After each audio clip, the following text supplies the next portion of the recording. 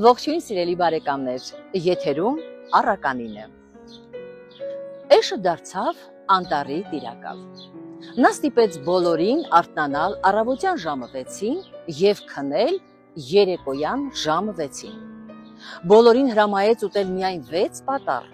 արածել 6-6, շրջել 6-6։ Էշը 6-ի օրենք սահմանեց։ Մի օր ժամը 5:20-ին աքլորը վեր կացավ և կանչեց։ Էշը բարկացավ և հրապարակում ելույթ ունեցավ։ Մեր օրենքներն ավելի կատարյալ են, քան ուրիշներինը, և մենք չպետք է շեղվենք դրանցից և խախտենք դրանք։ Նա խստորեն պատժեց 6-ի օրենքը խախտած աքաղաղին, հրամայեց մահապատժի ենթարկել։ Բոլոր կենդանիները վախեցան աքլորի մահապատժից և այդ ժամանակվանից սկսեցին ավելի ուշադիր հետևել կանոններին։ Մի քանի տարի անց Էշը հիվանդացավ, սատկում էր։ Առյուծը մոտեցավ և ասաց.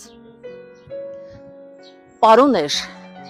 ես և շատ այլ կենդանիներ կարող էինք ապստամբել,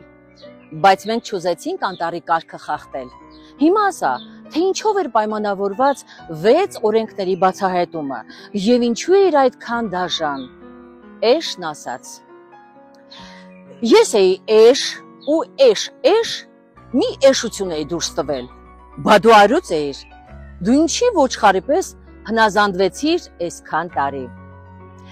Սիրելիներս, լռել անարդարության հանդեպ նշանակում է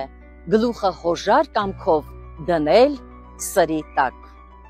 Ձեզ հետ է Մանուշակ Շիրինյանը, կհանդիպենք, լավ մնացեք։